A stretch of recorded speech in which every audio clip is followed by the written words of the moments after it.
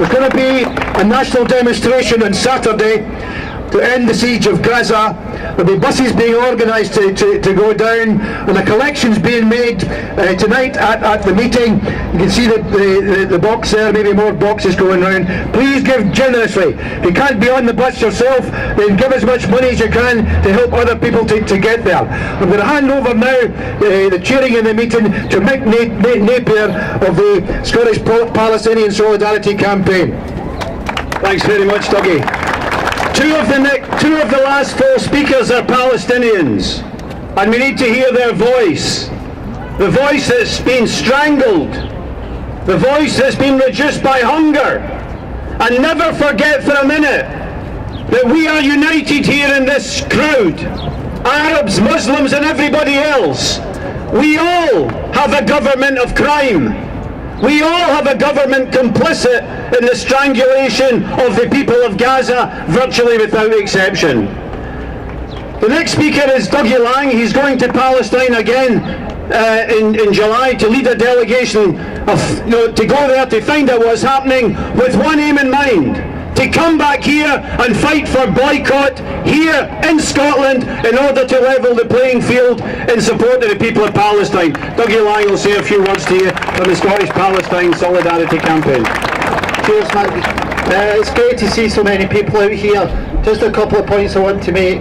This idea of self-defence doesn't work anymore. It's just we've had enough of it. They've been saying it for the last 60 years.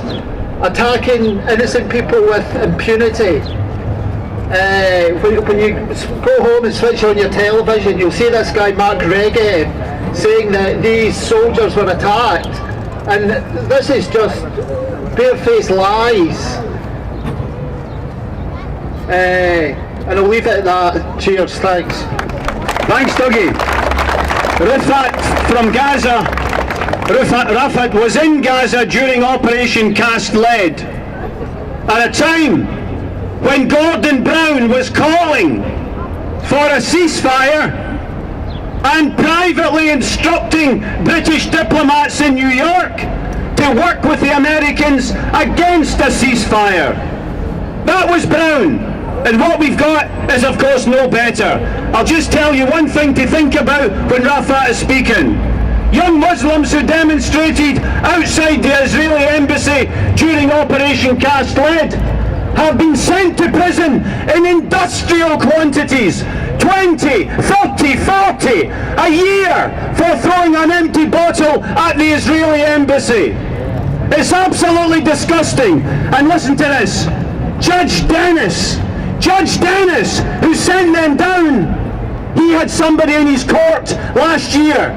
And in December, he gave this man, who killed a policeman in London, who ran over him and then ran away, a hit-and-run killing of a London policeman. Judge Dennis gave that Israeli 100 hours of community service, while he gives a young Muslim 2 years for throwing an empty bottle. Don't imagine they're neutral. Don't imagine they're working for the common good. That's our enemy, and they're making it abundantly clear. Rifat from Gaza. Thank you, Mike. Thank you all for coming here today.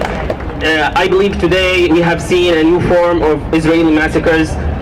As being there as a witness of the war last year, people have seen death before their very eyes every minute and every hour within that war.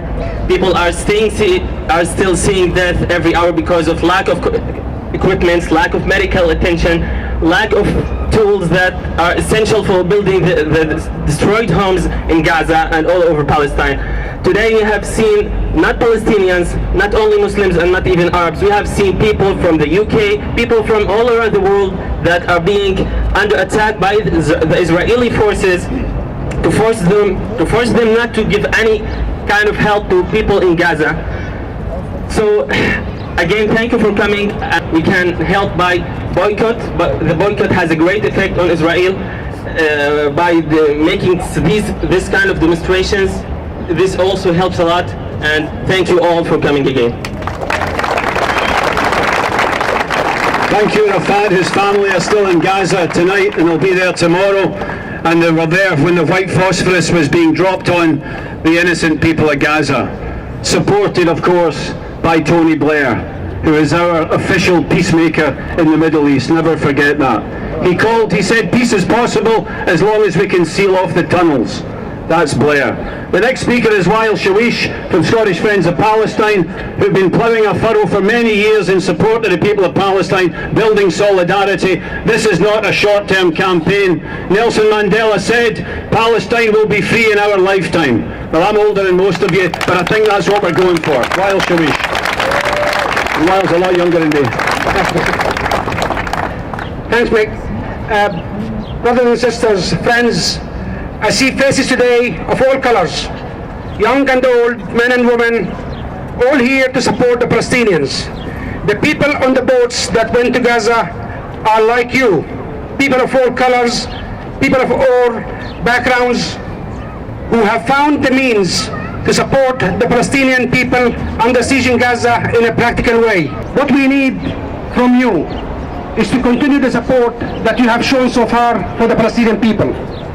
What we want from you is to work very hard to make sure that our politicians don't sit back and do nothing.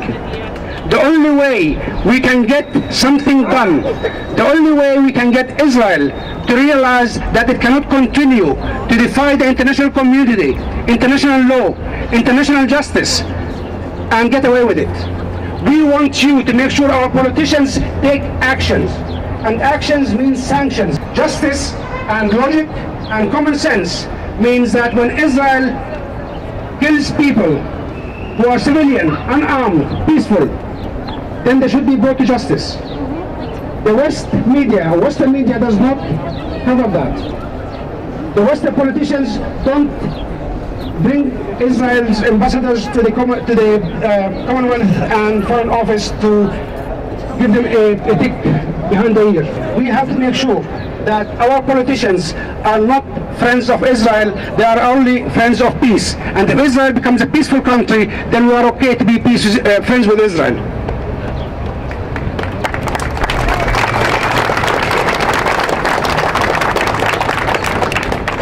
Israel thinks it can get away with killing internationals in international waters. Make sure that Israel does not get away with it. Thank you. Thank you, Wael. Britain is joining America in talking up the possibility of sanctions against Iran. We've been here before.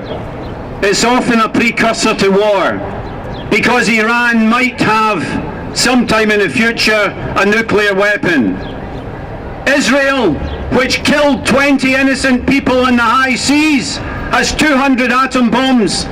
They must be removed from Israel. Israel must be stripped of its atom bombs. And the British government and the Scottish government has to make this an absolute priority.